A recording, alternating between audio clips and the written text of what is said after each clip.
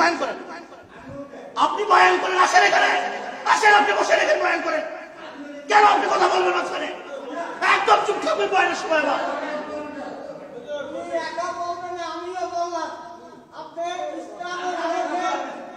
আসেন, আপনি বয়ান করেন।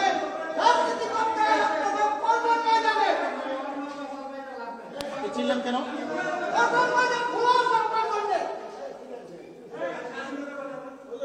স্বাধীনতার কথা বলবো না, কিসের কথা বলবো? কেন? এইখানে বিগত আওয়ামী লীগ সংগ্রামের কথা বলছি, কেউ টু শব্দ করার সাহস করেন। আপনি কেন আজকে টু শব্দ করবেন? কেন আজকে আপনি টু শব্দ করবেন এখানে? কেন টু শব্দ করবেন এখানে আজকে?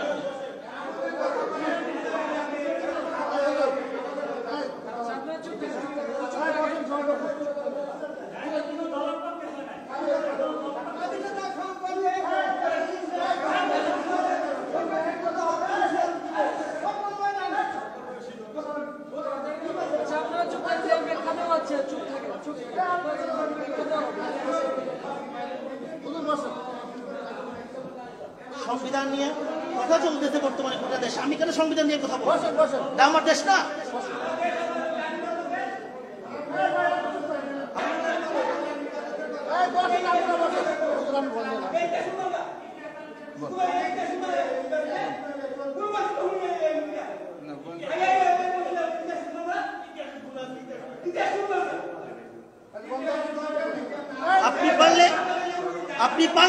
আপনি আসেন, এখানে আসেন, বয়ান করেন, আপনি বয়ান করেন, দেখি আপনি কি ইতিহাস শোনাবেন আমাদেরকে।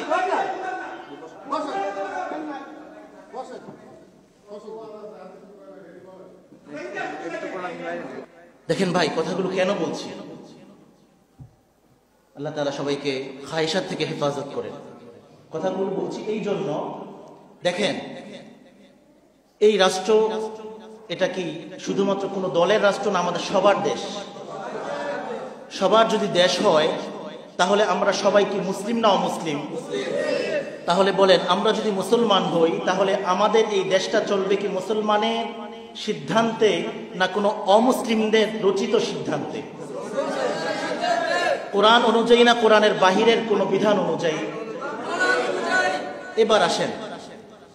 এবার আসেন, সেটা হচ্ছে যদি কোরআন অনুযায়ী দেশ চলে, যেহেতু মুসলমান আমরা কোরআন মানি, হাদিস মানি, কোরআন অনুযায়ী যদি দেশ চলে, তাহলে আমরা যদি কোরআন দিয়ে প্রমাণ করতে পারি কোনো একটা পথ শুদ্ধ এবং বৈধ, আর আরেকটা পথকে যদি প্রমাণ করতে পারি সেটা অবৈধ, তাহলে এটা দোষটা কি আমাদের যদি দোষ হয় তাহলে কোরআনের দোষ। নাউজুবিল্লাহ বলেন।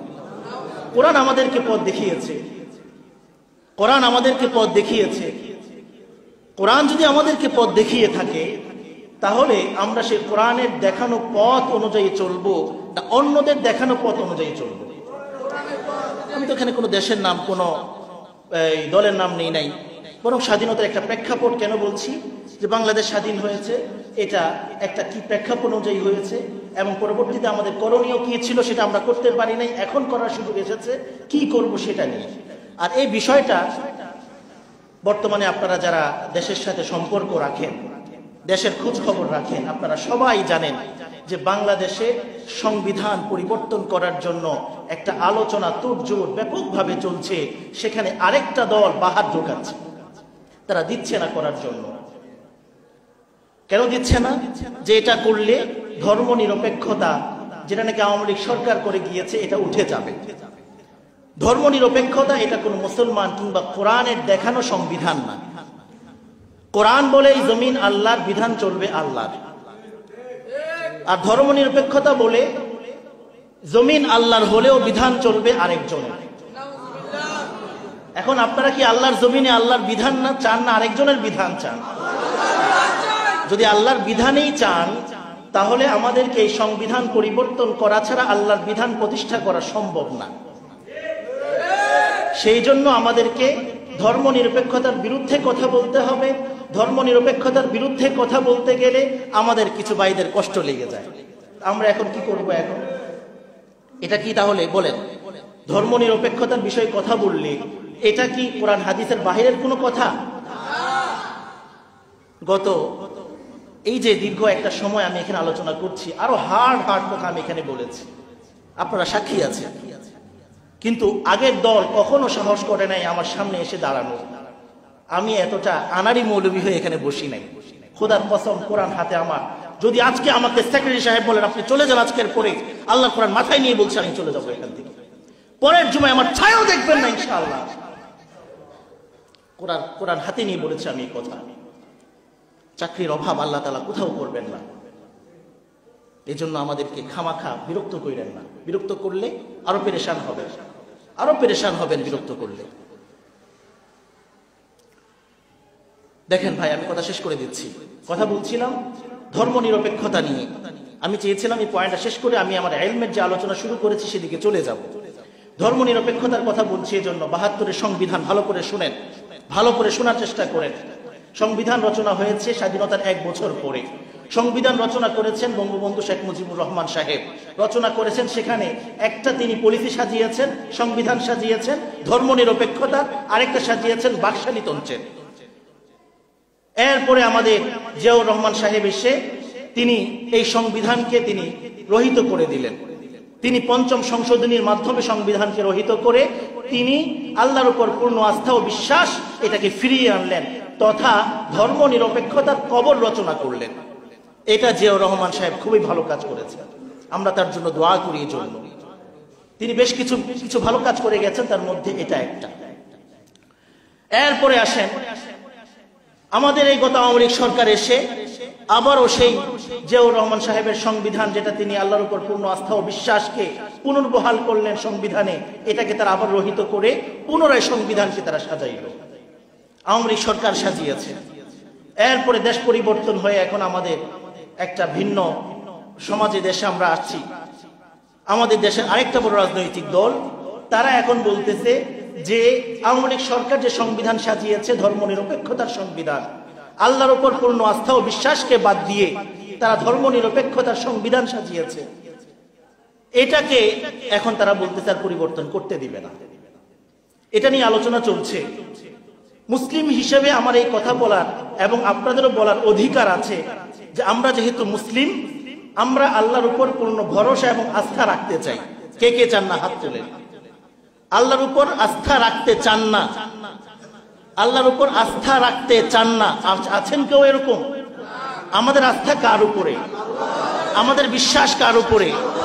যদি আমাদের আস্থা এবং বিশ্বাস আল্লাহর উপরে হয়, তাহলে ধর্ম নিরপেক্ষতার যে আমাদের উপরে যে একটা পলিসি চাপিয়ে দেওয়া হয়েছে, সংবিধান, রাষ্ট্রীয় সংবিধান আমাদের উপর চাপিয়ে দেওয়া হয়েছে, এটাকে পরিবর্তন করতে হবে। এইটা হচ্ছে আজকে আমি বলতে চেয়েছিলাম।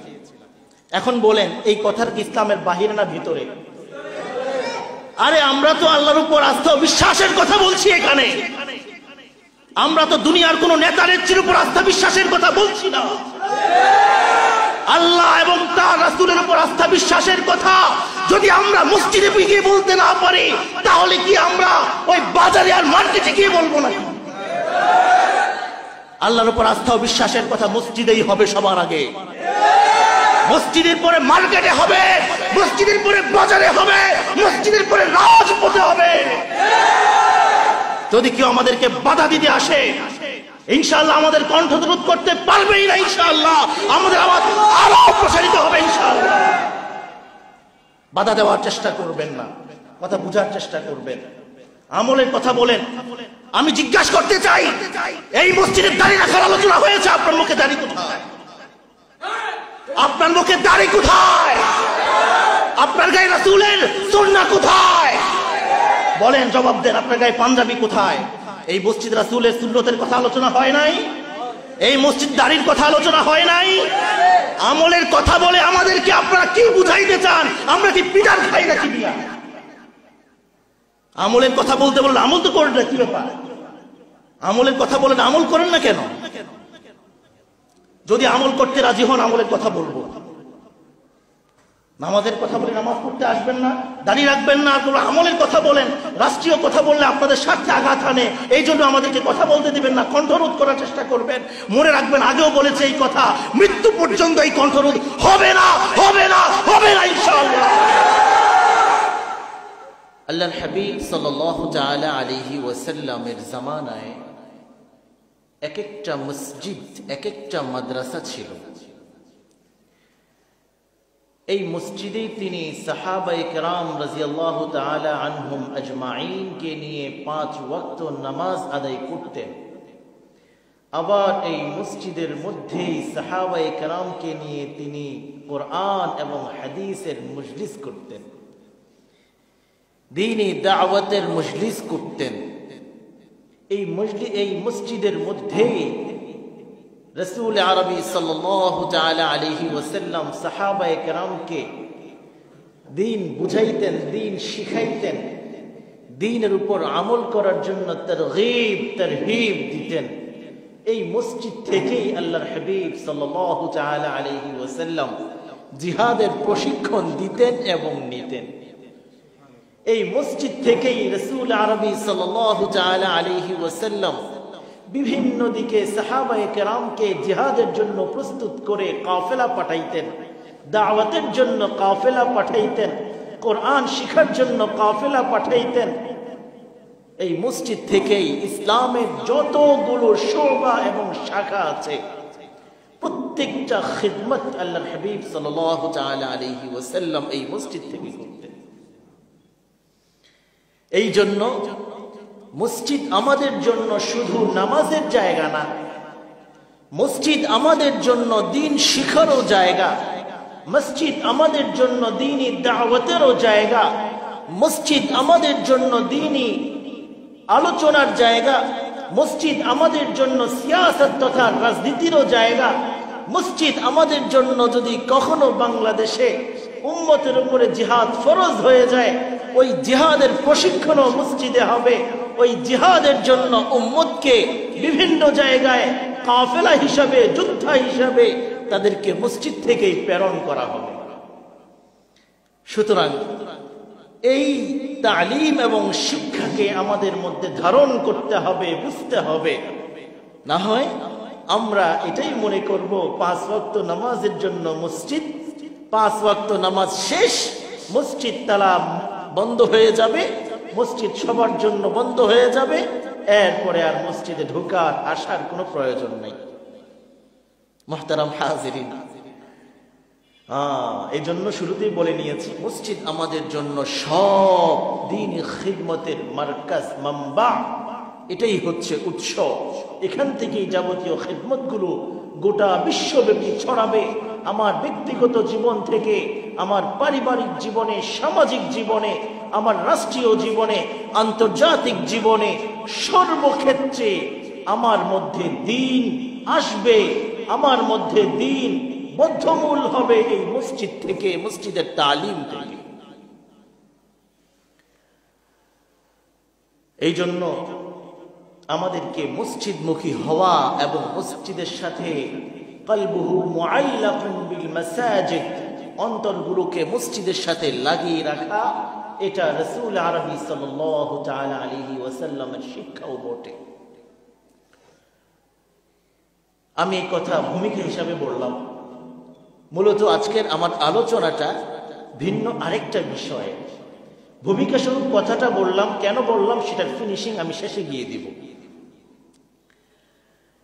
এরপরে আমি আসবো আজকে যে আয়াতে কারিমা তিলাওয়াত করেছি এবং 2টি হাদিস শরীফ আপনাদেরকে শুনিয়েছি, এই আয়াত এবং হাদিসের উপরে কিছু সামান্য কথা আজকে আলোচনা করব।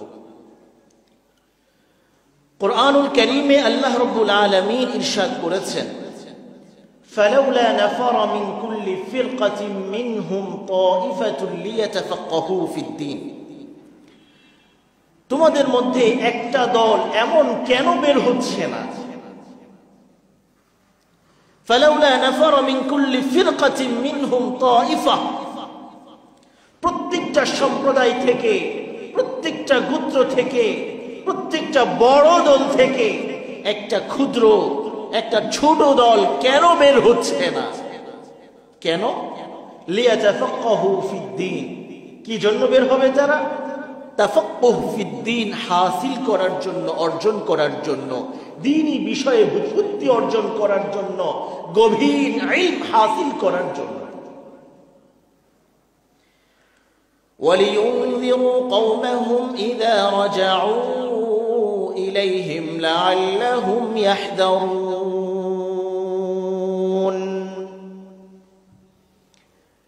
তারা দ্বীনি বিষয় বুৎপত্তি অর্জন করবে, গভীর জ্ঞান অর্জন করবে। কি জন্য করবে? আল্লাহ তাআলা বলছেন এর মাধ্যমে লিয়ুনযিরু কওমাহুম, অর্জন করে তারা তাদের কওমের কাছে যাবে, সম্প্রদায়ের কাছে যাবে, গোত্রের কাছে যাবে, সমাজের কাছে যাবে, পরিবারের কাছে যাবে। গিয়ে তাদেরকে লিয়ুনযিরু কওমাহুম, তাদেরকে সতর্ক বার্তা শোনাবে। হে আমার কওম, তোমরা কিসের মধ্যে নিমজ্জিত আছো? কার ভালোবাসায়, তোমরা কার মহব্বতে ডুবে আছো? তোমরা দুনিয়ার এই রং ছং আর ঝাঁকজমক দেখে এটাকেই তোমরা জীবনের উদ্দেশ্য আর মাকসাদ বানিয়ে নিয়েছো। ওই আল্লাহ রাব্বুল আলামিন সম্পর্কে তাদেরকে সতর্ক বার্তা শোনাবে। ইযা রাজাউ ইলাইহিম লাআল্লাহুম ইয়াহদারুন, হয়তো এই সতর্ক বার্তা শুনে তারা কিছুটা বুঝতে সক্ষম হবে। আল্লাহ রাব্বুল আলামিনের ভয় তাদের দিলের মধ্যে জাগ্রত হবে। আল্লাহ তাআলার নৈকট্য অর্জনের জন্য তারা বেচাইন হবে, আগ্রহী হবে। আল্লাহকে পাওয়ার জন্য তাদের মধ্যে আল্লাহ রাব্বুল আলামিনের ভালোবাসা জন্ম নেবে। এই জন্য একটা দল তোমাদের মধ্যে তৈরি হওয়া দরকার, যারা ইলম অর্জন করবে, তাফাক্কুহ ফিদ্দীন হাসিল করবে, দ্বীনের বুৎপত্তি অর্জন করে উম্মতের কাছে গিয়ে তাদেরকে সতর্ক বার্তা শোনাবে। আরেকটি হাদিস আপনাদেরকে শুনিয়েছি, প্রসিদ্ধ হাদিস। রাসূল আরবি সাল্লাল্লাহু তাআলা আলাইহি ওয়াসাল্লাম বলেন, তালাবুল ইলমি ফরিইদাতুন আলা কুল্লি মুসলিম। ইলম অর্জন করা উম্মতের প্রত্যেকটা ব্যক্তির উপরে ফরজ। এই যে আয়াত এবং হাদিস আপনাদের সামনে আমি উপস্থাপন করলাম, আয়াত এবং হাদিসের আলোকে আজকে আমরা ইলমে ওয়াহির গুরুত্ব এবং এর ফজিলত ও শিক্ষার পদ্ধতি সম্পর্কে দুই একটা কথা আলোচনা করব ইনশাআল্লাহ। মুহতারাম হাজিরিন, ইলমে ওয়াহি কাকে বলে? আল্লাহ রাব্বুল আলামিন দুনিয়াকে সৃষ্টি করার পরে, মানুষ জাতিকে সৃষ্টি করার পরে, এই মানুষ জাতির জন্য তিনি কিছু দিক নির্দেশনাও দিতে চান। মানুষকে এই কথা বুঝাইতে চান যে আমি তোমাকে সৃষ্টির পেছনে আমার কোনো একটা নিগূঢ় রহস্য আছে, আমার কোনো একটা মাকসাদ উদ্দেশ্য আছে। তোমাকে আমি যেমন রাস্তার কুকুরকে আমি সৃষ্টি করে রাস্তায় ছেড়ে দিয়েছি, বিড়ালকে সৃষ্টি করে আমি তোমাদের সমাজে ঘরে ঘরে ছেড়ে দিয়েছি, পশু পাখিকে সৃষ্টি করে আমি ছেড়ে দিয়েছি, ওই পাহাড় পর্বতে বনে জঙ্গলে হিংস্র বিভিন্ন রকমের প্রাণী পশু আমি সৃষ্টি করে এগুলাকে ছেড়ে দিয়েছি। কিন্তু মানুষ, আমি তোমাকে তাদের মতো সৃষ্টি করেছি ঠিক, কিন্তু এভাবে লাগামিন ছেড়ে দেই নাই। তোমাকে সৃষ্টির পেছনে আমার একটা উদ্দেশ্য আছে, নিগূঢ় রহস্য আছে। সমাজে আমাদের পথে ঘাটে আরো যে পশু পাখি, কুকুর, বেড়া, ছাগল, মহিষ ইত্যাদি, এগুলার সৃষ্টির পেছনে আল্লাহ রাব্বুল আলামিনের সেই উদ্দেশ্য নাই যেটা মানব সৃষ্টির পেছনে আছে। এই কথাটা বোঝানোর জন্য আল্লাহ রাব্বুল আলামিন তিনি আম্বিয়া আলাইহিমুস সালামকে যুগে যুগে বিভিন্ন সময় উম্মতের কাছে, কওমের কাছে, মিল্লাতের কাছে, মানুষের কাছে প্রেরণ করেছেন। কেন? ওই যে আল্লাহ রাব্বুল আলামিনের একটা নিগূঢ় রহস্য, তার সৃষ্টির একটা মাকসাদ উদ্দেশ্য, এই কথাটা যেন তারা মানুষকে বুঝাইতে সক্ষম হয়। আম্বিয়া আলাইহিমুস সালামকে তিনি পাঠিয়েছেন, তারা বুঝাবেন মানুষকে, মানুষের দুয়ারে দুয়ারে গিয়ে, মানুষের হাতে ধরে, পায়ে ধরে, কওমের কাছে গিয়ে তারা দাওয়াত দিবেন, বুঝাবেন আল্লাহ তাআলার সৃষ্টির মাকসাদ উদ্দেশ্য সম্পর্কে, তাদেরকেও তিনি এভাবে ছেড়ে দেন নাই। প্রত্যেকটা নবী এবং রাসূলকে সাথে করে আল্লাহ রাব্বুল আলামিন কিছু আসমানি হিদায়াত দিয়ে দিয়েছেন। সুবহানাল্লাহ। রাসূল পাঠিয়েছেন, নবী পাঠিয়েছেন। তিনি চাইলে আসমান থেকে ফেরেশতাদেরকে জমিনে পাঠাইতে পারতেন।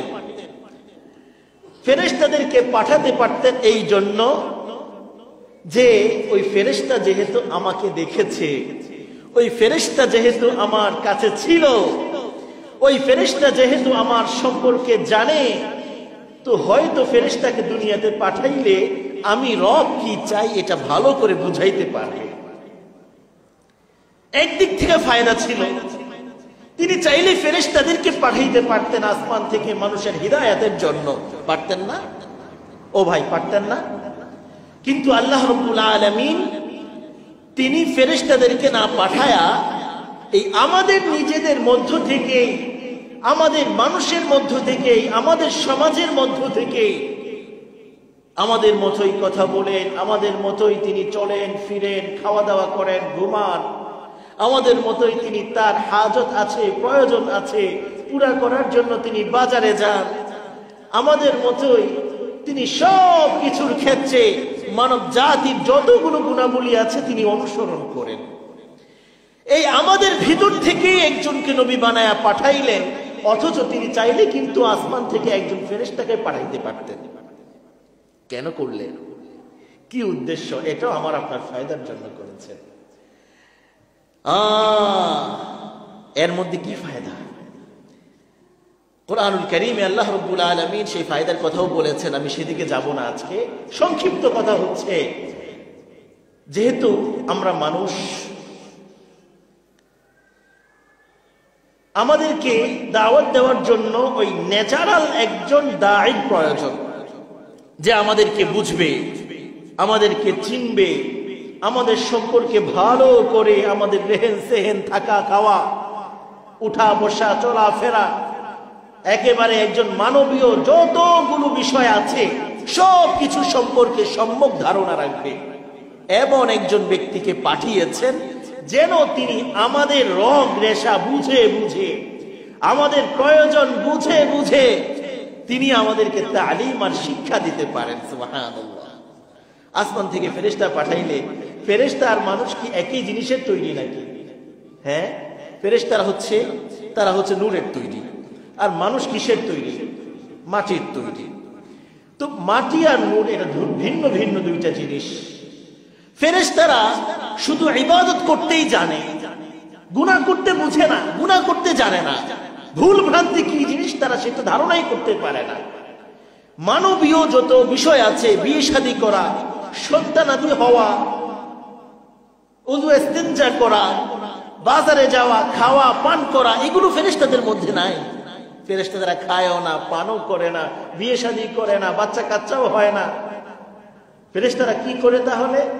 ফেরেশতারা তারা প্রত্যেকটা ফেরেশতা আল্লাহ রাব্বুল আলামিনের পক্ষ থেকে স্ব আমলে সবসময় পৃথিবীর শুরু লগ্ন থেকে কিয়ামত পর্যন্ত তারা নিমজ্জিত আছে, ওই কাজের মধ্যেই তারা লিপ্ত আছে। কেউ সিজদায় আছেন, কিয়ামত পর্যন্ত তারা সিজদায় পড়ে থাকবেন। কেউ রুকুতে আছেন, কিয়ামত পর্যন্ত তারা রুকুতেই থাকবেন। আবার কেউ তাসবিহ পাঠ করতেছেন, কিয়ামত পর্যন্ত তারা তাসবিহ পাঠ করবেন। আবার কেউ আল্লাহ রাব্বুল আলামিনের আরশকে বহন করে আছেন, কিয়ামত পর্যন্ত তারা আরশে বহন করবেন। এভাবে আল্লাহ রাব্বুল আলামিন ফেরেশতাদেরকে নির্দিষ্ট কিছু আমলের মধ্যে, কাজের মধ্যে লাগিয়ে রেখেছেন। কিয়ামত পর্যন্ত ফেরেশতারা এই কাজের মধ্যেই নিমজ্জিত থাকবেন। এটা হচ্ছে ওই কাজের জন্যই কেমন যেন আল্লাহ রাব্বুল আলামিন ওই ফেরেশতাকে বানিয়েছেন। কিন্তু মানুষের বিষয়টা এরকম না। মানুষ তাসবিহ পাঠ করে, মানুষ রুকু করে, মানুষ সিজদা করে, মানুষ নামাজ পড়ে, মানুষ নওয়াফিল পড়ে, মানুষ ফরজ পড়ে, মানুষ তিলাওয়াত করে, মানুষ জিকিরও করে, মানুষ বাজারেও যায়, মানুষ খায় দায়, মানুষ ফুর্তি করে, আনন্দ করে, হাসে, মানুষ সব কিছুই করে। একজন ফেরেশতা এত কাজ করতে পারে না। বুঝেন নাই কথা? এই জন্য আল্লাহ রাব্বুল আলামিন আমাদের ভেতর থেকেই একজনকে নবী বানিয়ে পাঠিয়েছেন, যেন মানবিক যাবতীয় আওসাফগুলো তিনি বুঝতে সক্ষম হন। ওইভাবে মানুষকে যেন তিনি তারবিয়ত, শিক্ষা, লালন পালন করতে সক্ষম হন। এই জন্য তিনি আল্লাহ রাব্বুল আলামিন আমাদের জন্য আমাদের ভেতর থেকে একজনকে নবী বানিয়ে পাঠান। পৃথিবীর সংলগ্ন থেকে আমাদের রাসূল পর্যন্ত ঠিক এই সিস্টেমেই নবীরা এসেছেন, রাসূলরা এসেছেন। এবার আসেন যে তাদের জন্য আল্লাহ রাব্বুল আলামিন সবাইকে একটা আসমানি কিতাব সবাইকে দেন নাই, বিশেষ বিশেষ নবী এবং রাসূলদেরকে আসমানি কিতাব দিয়েছেন। সবাইকে কিছু না কিছু আসমানি হিদায়াত তিনি দিয়ে পাঠিয়েছেন। এর মাধ্যমে তারা মানুষকে তারবিয়ত করবেন, এর মাধ্যমে তারা মানুষকে হিদায়াত করবেন, এর মাধ্যমে তারা মানুষ এবং রবের সাথে একটা সম্পর্ক তৈরি করার চেষ্টা করবেন। এর মাধ্যমে মানুষ যেন দুনিয়ার লোভ লালসা ভালোবাসায় নিমজ্জিত না হয়ে আল্লাহ রাব্বুল আলামিনকে চিনতে পারে, বুঝতে পারে এবং আল্লাহ রাব্বুল আলামিনের মাকসাদ উদ্দেশ্য সম্পর্কে অবগত হতে পারে, সেই অনুযায়ী আমল করতে পারে। এই জন্য আম্বিয়া আলাইহিমুস সালাম মানুষের উপর মেহনত করেছেন। নবীরা এসেছেন, সাথে করে আসমানি কিতাব হিদায়াতের আলোকবর্তিকা হিসাবে আল্লাহ রাব্বুল আলামিন দিয়ে দিয়েছেন। এই দুইটার সমন্বয়ে এবার আম্বিয়া আলাইহিমুস সালাম মানুষকে দ্বীনের দিকে দাওয়াত দেওয়া শুরু করলেন। আমাদের রাসূল আরবি সাল্লাল্লাহু তাআলা আলাইহি ওয়াসাল্লাম তিনিও এর ব্যতিক্রম ছিলেন না। আল্লাহ রাব্বুল আলামিন তাকে আমাদের মধ্য থেকেই, আমাদের ভিতর থেকেই একজন তার সর্বশ্রেষ্ঠ মহামানবকে আমাদের জন্য নির্বাচন করলেন এবং তাকে একটা আসমানি গ্রন্থ কোরআনুল কারীম সাথে করে দিয়ে দিয়েছেন। রাসূল আরবি সাল্লাল্লাহু তাআলা আলাইহি ওয়াসাল্লাম এই কোরআনের আলোকে, কোরআন মানে হচ্ছে আমাদের সংবিধান, মুসলমানের সংবিধান হচ্ছে কোরআন। রাষ্ট্রের একটা সংবিধান আছে, আমি আপনাদেরকে সহজে বুঝাই, কথা আরেক দিকে চলে যাবে। রাষ্ট্রের একটা সংবিধান আছে, আছে কি নাই? রাষ্ট্রের সংবিধান থাকার পরে সামাজিকভাবে আমরা বিভিন্ন রকমের সংগঠন করি না? অমুক সংঘ, তরুণ সংঘ, হিলফুল ফুজুল সংগঠন, এটা ওটা বিভিন্ন রকমের নাম দিয়ে করি না আমরা? সমাজে আছে কিনা? ওই সংগঠন করার পরে এটারও একটা গঠনতন্ত্র থাকে, সংবিধান থাকে। আমরা এটাকে নিজের মতো করে তৈরি করি। তৈরি করার পরে আমরা সমাজকে, আমাদের এই অঞ্চলকে সেভাবে পরিচালিত করার চেষ্টা করি। রাষ্ট্রের সংবিধান, এই সংবিধানের সাথে যদি সাংঘর্ষিক না হয় তাহলে এতে কোনো অসুবিধা আছে? আমার কথা বোঝার চেষ্টা করে। যদি রাষ্ট্রের সংবিধানের সাথে আমার এই সমাজের সংবিধান সাংঘর্ষিক না হয় তাহলে রাষ্ট্রের দৃষ্টিতে এতে কোনো অসুবিধা আছে? বুঝেন নাই কথা। আর যদি রাষ্ট্রের সংবিধানের সাথে আমার এই সমাজের সংবিধানটার সংঘর্ষ হয়ে যায়, রাষ্ট্রের সংবিধান একরকম বলে আর আমার সমাজের সংবিধান ভিন্ন কিছু বলে, তাহলে বলেন রাষ্ট্র আপনাকে ছেড়ে দিবে না জেলখানায় নিয়ে ঢুকাবে? বুঝেন নাই কথা। কোথায় নিয়ে ঢুকাবে? জেলখানায় নিয়ে ঢুকাবে। হ্যাঁ, এই এখন তো আর জবাব দিবেন না আপনারা অনেকে, হুজুর তো ভালো নাই জন্য। আমি আর কি, যে হুজুর সবসময় ওই জায়গা মতো ধরে ধরে কি করে মলম লাগানোর চেষ্টা করে, এই জন্য ব্যথা লাগে একটু, অনেকের খারাপ লাগে, এটা সমালোচনা করে গিয়ে পিছনে পিছনে। কোরআন দিয়ে বুঝাই, হাদিস দিয়ে বুঝাই, ফিকহ দিয়ে বুঝাই, এরপরে যদি বুঝে না আসে যুক্তি দিয়ে বুঝাই, এরপরে যদি বুঝে না আসে বাহিরে গিয়ে সমালোচনা করি, কিন্তু বুঝার চেষ্টা করি না। কষ্ট এটা আমাদের। কোরআন না বুঝে আসে, হাদিস তো বুঝে আসার কথা, যেহেতু কোরআনের ব্যাখ্যা হাদিস, হাদিসও বুঝেন না। ফিকহ আছে আমাদের কাছে, হ্যাঁ, সালফে সালেহিনের বিভিন্ন রকমের তাদের তাফসীর আছে, তাদের আপনার এই কি বলে এটাকে হাদিসের ব্যাখ্যা গ্রন্থ আছে, এগুলো দিয়েও বুঝে না আসে, যুক্তি দিয়ে বোঝানোর চেষ্টা করি। এরপরেও যদি বুঝে না আসে তাহলে তো বুঝতে হবে খতামাল্লাহু আলা কুলুবিহিম ওয়া আলা সামঈহিম ওয়া আলা আবসারিহিম গিশাওয়া। এরপরে যদি বুঝে না আসে তাহলে বুঝতে হবে খতামাল্লাহু আলা কুলুবিহিম, আল্লাহ আপনার দিলের মধ্যে সিল মোহর এঁটে দিয়েছেন। খতামাল্লাহু আলা কুলুবিহিম ওয়া আলা সামঈহিম ওয়া আলা আবসারিহিম, আপনার কানের মধ্যে আল্লাহ রাব্বুল আলামিন সিল মোহর এঁটে দিয়েছেন, আপনার চোখের মধ্যে সিল মোহর এঁটে দিয়েছেন, আপনার আকলের মধ্যে সিল মোহর এঁটে দিয়েছেন। এই জন্য কোরআন দিয়েও বুঝেন না, হাদিস দিয়েও বুঝেন না, তাফসীর দিয়েও বুঝেন না, উসুলে হাদিস দিয়েও বুঝেন না, ফিকহ দিয়েও বুঝেন না, যুক্তি দিয়েও বুঝেন না। দেখেন তো বললাম যে রাষ্ট্রের সংবিধানের সাথে যদি আমার সমাজের সংবিধান সাংঘর্ষিক না হয় তাহলে কোনো অসুবিধা নাই, আর যদি সাংঘর্ষিক হয়ে যায় তাহলে আমার জায়গার সমাজে হবে না, আমার জায়গা হবে 14 শিকলের ভিতরে, জেলখানার ভিতরে। আমার জায়গা আর এই উন্মুক্ত জায়গায়, বাসা বাড়িতে আমার স্বাধীন জায়গায় হবে না, জেল হাজতে হবে। কিন্তু আমরা মুসলিম হিসেবে যদি আমরা বলি যে আমাদের সংবিধান কোরআন,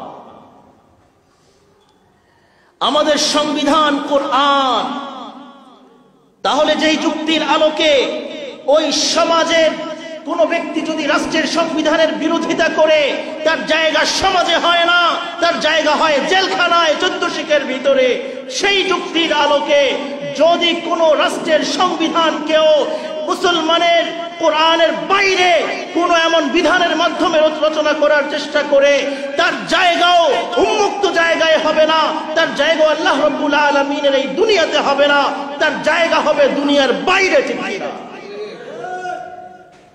কেন বলেছে এই কথা? সরকার পরিবর্তন করেছি আমরা, সরকার পরিবর্তন হয়েছে, সংবিধান নিয়ে কথা আসছে।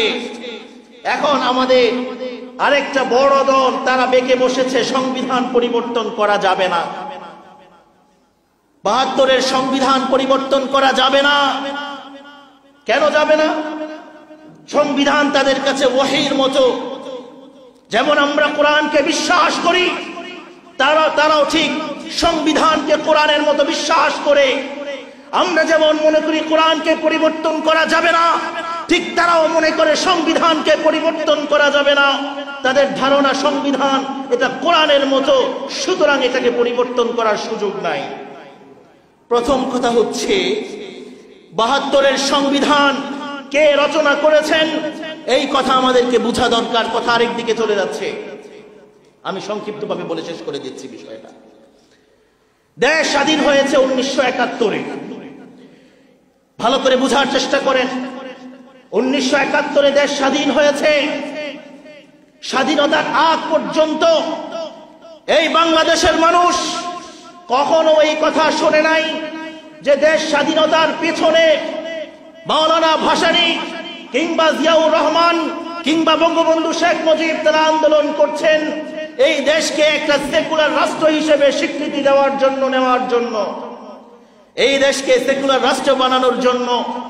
আমি কোরআনকে হাতে রেখে কসম করে বলতে পারবো, ইতিহাস সাক্ষী ৭১-এর আগ পর্যন্ত, দেশ স্বাধীন হওয়ার আগ পর্যন্ত এই কথা কোথাও খুঁজে পাওয়া যাবে না যে বাংলাদেশের স্বাধীনতার প্রেক্ষাপট হিসেবে এই দেশকে কেউ এই কথা বলে স্বাধীন করেছে আমরা একটা সেকুলার রাষ্ট্র গঠন করতে চাই, আমরা একটা ধর্মনিরপেক্ষ রাষ্ট্র গঠন করতে চাই।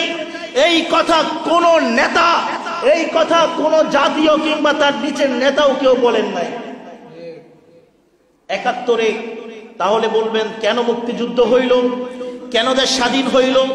৭১-এর স্বাধীনতার পিছনে শুধু একটাই কারণ ছিল, সেটা হচ্ছে জুলুম। ওই পাকিস্তানিরা আমাদের উপর জুলুম, নির্যাতন, নিপীড়ন চালাইতো। সেই জন্য বাংলাদেশের মানুষ তাদের জুলুম থেকে বাঁচতে চেয়েছেন। বঙ্গবন্ধুর বয়ান, ভাষণ আমাদের সামনে আছে, জিয়াউর রহমান সাহেবেরও ঘোষণা আমাদের সামনে আছে, মাওলানা ভাসানীর অনেক বক্তব্য আমাদের কাছে আছে, স্বাধীনতার ইতিহাস আমাদের সামনে আছে। আমি তো কোরআন হাতে নিয়ে বলেছি, একটা বক্তব্য যদি দেখাইতে পারেন যেই বক্তব্যের মধ্যে বাংলাদেশের স্বাধীনতার জন্য যারা সংগ্রাম করেছেন তারা কেউ বলেছেন যে বাংলাদেশকে আমরা স্বাধীন করতে চাই, এই দেশকে সেকুলার রাষ্ট্র বানাবো, ধর্ম নিরপেক্ষ রাষ্ট্র বানাবো। যদি এই কথা আপনি প্রমাণ করতে পারেন, আমি এই মসজিদের মিম্বর ছেড়ে দিলাম, আমি চ্যালেঞ্জ করলাম, আমি এই মসজিদে আর খুতবা দিব না, বয়ান করব না। খালি একটা প্রমাণ দেখাবেন। তার মানে হচ্ছে 1971 পর্যন্ত বাংলাদেশ তার স্বাধীনতার পেছনের প্রেক্ষাপট ছিল একমাত্র জুলুম। আমরা মাজলুম ছিলাম, তারা জালিম ছিল। আমরা নিষ্পেষিত ছিলাম, তারা নিষ্পেষণকারী ছিল। আমরা তাদের জুলুম এবং নিষ্পেষণ থেকে বাঁচার জন্য তাদের বিরুদ্ধে যুদ্ধে অবতীর্ণ হয়েছিলাম। এখন বলেন 71-এ আমরা স্বাধীনতা অর্জন করলাম শুধুমাত্র মাজলুম হওয়ার কারণে। এক বছর পরে, স্বাধীনতার এক বছর পরে 1972 সালে বঙ্গবন্ধু শেখ মুজিবুর রহমান সাহেব তিনি একটা সংবিধান রচনা করলেন, বাংলাদেশের সংবিধান। ওখানে তিনি কয়েকটা 4টা গুরুত্বপূর্ণ পয়েন্ট তিনি সাজিয়েছেন। এর মধ্যে একটা পয়েন্ট হচ্ছে যে বাংলাদেশ ধর্মনিরপেক্ষ সেকুলার রাষ্ট্র হিসেবে এখন থেকে বাংলাদেশের কার্যক্রম পরিচালিত হবে। নাউজুবিল্লাহ বলেন। এরপরে আরেকটা পয়েন্ট তিনি সাজিয়েছেন যে বাংলাদেশে বাকশালী শাসনতন্ত্র প্রতিষ্ঠা করা হবে। কথা বুঝার চেষ্টা করেন। কে কিছু বলছে নাকি? আচ্ছা, হ্যাঁ, বুঝি না।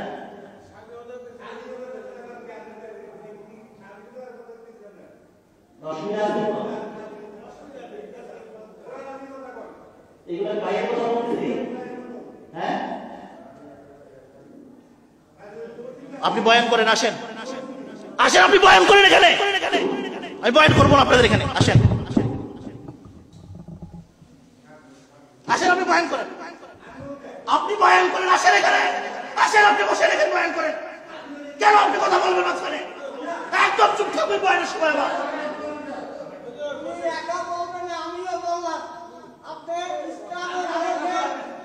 আসেন, আপনি বয়ান করেন।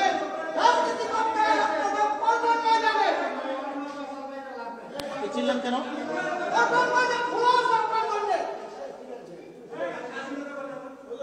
স্বাধীনতার কথা বলবো না, কিসের কথা বলবো?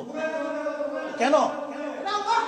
এইখানে বিগত আওয়ামী লীগ সংগ্রামের কথা বলছি, কেউ টু শব্দ করার সাহস করেন। আপনি কেন আজকে টু শব্দ করবেন? কেন আজকে আপনি টু শব্দ করবেন এখানে? কেন টু শব্দ করবেন এখানে?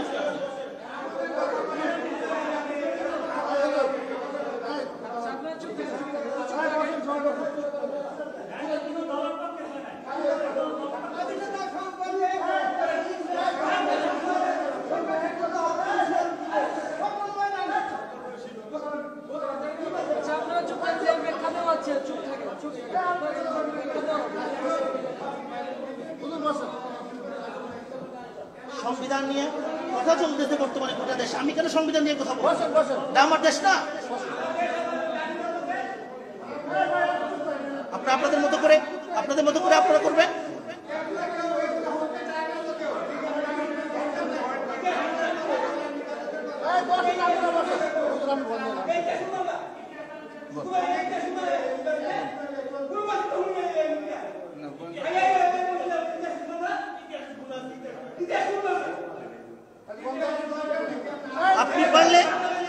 আপনি পারলে আপনি আসেন এখানে, আসেন বয়ান করেন, আপনি বয়ান করেন দেখি আপনি কি ইতিহাস শোনাবেন আমাদেরকে।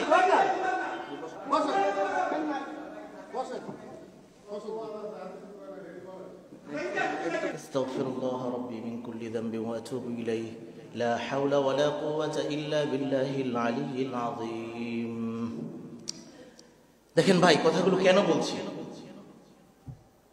আল্লাহ তাআলা সবাইকে খায়েশাত থেকে হেফাজত করেন। কথাগুলো বলছি এই জন্য, দেখেন এই রাষ্ট্র এটা কি শুধুমাত্র কোনো দলের রাষ্ট্র না, আমাদের সবার দেশ। সবার যদি দেশ হয় তাহলে আমরা সবাই কি মুসলিম না অমুসলিম? তাহলে বলেন, আমরা যদি মুসলমান হই তাহলে আমাদের এই দেশটা চলবে কি মুসলমানের সিদ্ধান্তে না কোনো অমুসলিমদের রচিত সিদ্ধান্তে? কোরআন অনুযায়ী না কোরআনের বাহিরের কোনো বিধান অনুযায়ী? এবার আসেন সেটা হচ্ছে, যদি কোরআন অনুযায়ী দেশ চলে, যেহেতু মুসলমান আমরা কোরআন মানি, হাদিস মানি, কোরআন অনুযায়ী যদি দেশ চলে, তাহলে আমরা যদি কোরআন দিয়ে প্রমাণ করতে পারি কোনো একটা পথ শুদ্ধ এবং বৈধ, আর আরেকটা পথকে যদি প্রমাণ করতে পারি সেটা অবৈধ, তাহলে এটা দোষটা কি আমাদের যদি দোষ হয় তাহলে কোরআনের দোষ। নাউজুবিল্লাহ বলেন। কোরআন আমাদেরকে পথ দেখিয়েছে, কোরআন যদি আমাদেরকে পথ দেখিয়ে থাকে, তাহলে আমরা সেই কোরআনের দেখানো পথ অনুযায়ী চলবো না অন্যদের দেখানো পথ অনুযায়ী চলবো? আমি তো এখানে কোনো দেশের নাম, কোনো দলের নাম নেই নাই, বরং স্বাধীনতার একটা প্রেক্ষাপট কেন বলছি, যে বাংলাদেশ স্বাধীন হয়েছে, এটা একটা কি প্রেক্ষাপট অনুযায়ী হয়েছে, এবং পরবর্তীতে আমাদের করণীয় কি ছিল সেটা আমরা করতে পারি নাই, এখন করার সুযোগ এসেছে, কি করব সেটা নিয়ে। আর এই বিষয়টা বর্তমানে আপনারা যারা দেশের সাথে সম্পর্ক রাখেন, দেশের খোঁজ খবর রাখেন, আপনারা সবাই জানেন যে বাংলাদেশে সংবিধান পরিবর্তন করার জন্য একটা আলোচনা তোড়জোড় ব্যাপকভাবে চলছে। সেখানে আরেকটা দল বাহাত ঢোকাচ্ছে, তারা দিচ্ছে না করার জন্য। কেন দিচ্ছে না? যে এটা করলে ধর্মনিরপেক্ষতা, যেটা নাকি আওয়ামী লীগ সরকার করে গিয়েছে, এটা উঠে যাবে। ধর্মনিরপেক্ষতা এটা কোনো মুসলমান কিংবা কোরআনের দেখানো সংবিধান না। কোরআন বলে এই জমিন আল্লাহর, বিধান চলবে আল্লাহর। আর ধর্মনিরপেক্ষতা বলে জমিন আল্লাহর হলেও বিধান চলবে আরেকজনের। এখন আপনারা কি আল্লাহর জমিনে আল্লাহর বিধান না চান, না আরেকজনের বিধান চান? যদি আল্লাহর বিধানেই চান, তাহলে আমাদেরকে এই সংবিধান পরিবর্তন করা ছাড়া আল্লাহর বিধান প্রতিষ্ঠা করা সম্ভব না। সেই জন্য আমাদেরকে ধর্মনিরপেক্ষতার বিরুদ্ধে কথা বলতে হবে। ধর্মনিরপেক্ষতার বিরুদ্ধে কথা বলতে গেলে আমাদের কিছু ভাইদের কষ্ট লেগে যায়। আমরা এখন কি করব? এখন এটা কি তাহলে বলেন, ধর্মনিরপেক্ষতার বিষয়ে কথা বললে এটা কি কোরআন হাদিসের বাহিরের কোনো কথা? গত এই যে দীর্ঘ একটা সময় আমি এখানে আলোচনা করছি, আরো হার্ড কথা আমি এখানে বলেছি, আপনারা সাক্ষী আছেন। কিন্তু আগের দল কখনো সাহস করে নাই আমার সামনে এসে দাঁড়ানো। আমি এতটা আনাড়ি মৌলবী হয়ে এখানে বসি নাই, খোদার কসম, কোরআন হাতে আমার। যদি আজকে আমাকে সেক্রেটারি সাহেব বলেন আপনি চলে যান আজকের পরে, আল্লাহ কোরআন মাথায় নিয়ে বলছে আমি চলে যাবো এখান থেকে, পরের জুমায় আমার ছায়াও দেখবেন না ইনশাআল্লাহ। কোরআন হাতে নিয়ে বলেছে আমি এই কথা। চাকরির অভাব আল্লাহ তাআলা কোথাও করবেন না। এই জন্য আমাদেরকে খামাখা বিরক্ত করেন না। বিরক্ত করলে আরো পেরেশান হবেন বিরক্ত করলে। দেখেন ভাই, আমি কথা শেষ করে দিচ্ছি। কথা বলছিলাম ধর্মনিরপেক্ষতা নিয়ে। আমি চেয়েছিলাম এই পয়েন্টটা শেষ করে আমি আমার ইলমের যে আলোচনা শুরু করেছি সেদিকে চলে যাব। ধর্মনিরপেক্ষতার কথা বলছি এজন্য ৭২-এর সংবিধান ভালো করে শুনেন, ভালো করে শোনার চেষ্টা করেন। সংবিধান রচনা হয়েছে স্বাধীনতার ১ বছর পরে। সংবিধান রচনা করেছেন বঙ্গবন্ধু শেখ মুজিবুর রহমান সাহেব। রচনা করেছেন, সেখানে একটা তিনি পলিসি সাজিয়েছেন, সংবিধান সাজিয়েছেন ধর্মনিরপেক্ষতার, আরেকটা সাজিয়েছেন বাকশালীতন্ত্রের। এরপরে আমাদের জিয়াউর রহমান সাহেব এসে তিনি এই সংবিধানকে তিনি রহিত করে দিলেন। তিনি পঞ্চম সংশোধনীর মাধ্যমে সংবিধানকে রহিত করে তিনি আল্লাহর উপর পূর্ণ আস্থা ও বিশ্বাস এটাকে ফিরিয়ে আনলেন, তথা ধর্মনিরপেক্ষতার কবর রচনা করলেন। এটা জিয়াউর রহমান সাহেব খুবই ভালো কাজ করেছেন, আমরা তার জন্য দোয়া করি। এই জন্য তিনি বেশ কিছু ভালো কাজ করে গেছেন, তার মধ্যে এটা একটা। এরপরে আসেন আমাদের এই গত আওয়ামী লীগ সরকার এসে আবারও সেই জিয়াউর রহমান সাহেবের সংবিধান, যেটা তিনি আল্লাহর উপর পূর্ণ আস্থা ও বিশ্বাসকে পুনর্বহাল করলেন সংবিধানে, এটাকে তারা আবার রহিত করে পুনরায় সংবিধানকে তারা সাজাইল। আওয়ামী লীগ সরকার সাজিয়েছে। এরপরে দেশ পরিবর্তন হয়ে এখন আমাদের একটা ভিন্ন সমাজে দেশে আমরা আসছি। আমাদের দেশের আরেকটা বড় রাজনৈতিক দল, তারা এখন বলতেছে যে আওয়ামী লীগ সরকার যে সংবিধান সাজিয়েছে ধর্মনিরপেক্ষতার সংবিধান, আল্লাহর উপর পূর্ণ আস্থা ও বিশ্বাসকে বাদ দিয়ে তারা ধর্মনিরপেক্ষতার সংবিধান সাজিয়েছে, এটাকে এখন তারা বলতেছে আর পরিবর্তন করতে দিবে না। এটা নিয়ে আলোচনা চলছে। মুসলিম হিসেবে আমার এই কথা বলার এবং আপনাদেরও বলার অধিকার আছে যে আমরা যেহেতু মুসলিম, আমরা আল্লাহর উপর পূর্ণ ভরসা এবং আস্থা রাখতে চাই। কে কে চান না হাত তোলেন। আল্লাহর উপর আস্থা রাখতে চান না, আল্লাহর উপর আস্থা রাখতে চান না। আছেন কেউ এরকম? আমাদের আস্থা কার উপরে? আমাদের বিশ্বাস কার উপরে? যদি আমাদের আস্থা এবং বিশ্বাস আল্লাহর উপরে হয়, তাহলে ধর্মনিরপেক্ষতার যে আমাদের উপরে যে একটা পলিসি চাপিয়ে দেওয়া হয়েছে, সংবিধান, রাষ্ট্রীয় সংবিধান আমাদের উপর চাপিয়ে দেওয়া হয়েছে, এটাকে পরিবর্তন করতে হবে। এইটা হচ্ছে আজকে আমি বলতে চেয়েছিলাম। এখন বলেন, এই কথার কি ইসলামের বাহিরে না ভিতরে? আরে আমরা তো আল্লাহর উপর আস্থা ও বিশ্বাসের কথা বলছি এখানে। আমরা তো দুনিয়ার কোন নেতা নেত্রীর উপর আস্থা বিশ্বাসের কথা বলছি না। আল্লাহ এবং তার রাসূলের উপর আস্থা বিশ্বাসের কথা যদি আমরা মসজিদে গিয়ে বলতে না পারি, তাহলে কি আমরা ওই বাজারে আর মার্কেটে গিয়ে বলবো না? আল্লাহর উপর আস্থা ও বিশ্বাসের কথা মসজিদেই হবে সবার আগে। মসজিদের পরে মার্কেটে হবে, মসজিদের পরে বাজারে হবে, মসজিদের পরে রাজপথে হবে। যদি কেউ আমাদেরকে বাধা দিতে আসে, ইনশাআল্লাহ আমাদের কণ্ঠরোধ করতে পারবেই না। ইনশাআল্লাহ আমাদের আওয়াজ আরো প্রসারিত হবে। ইনশাআল্লাহ বাধা দেওয়ার চেষ্টা করবেন না, কথা বুঝার চেষ্টা করবেন, আমলের কথা বলেন। আমি জিজ্ঞাসা করতে চাই, এই মসজিদের দাঁড়িয়ে রাখার আলোচনা হয়েছে, আপনার মুখে দাঁড়িয়ে কোথায়? আপনার মুখে দাড়ি কোথায়? আপনার গায়ে রাসূলের সুন্নাহ কোথায়? বলেন, জবাব দেন। আপনার গায়ে পাঞ্জাবি কোথায়? এই মসজিদ রাসূলের সুন্নতের কথা আলোচনা হয় নাই? এই মসজিদ দাড়ির কথা আলোচনা হয় নাই? আমলের কথা বলে আমাদেরকে আপনারা কি বুঝাইতে চান? আমরা কি পিটার খাই নাকি? বিয়া আমলের কথা বলতে বললে আমল তো করেন না, কি ব্যাপার? আমলের কথা বলেন, আমল করেন না কেন? যদি আমল করতে রাজি হন, আমলের কথা বলবো।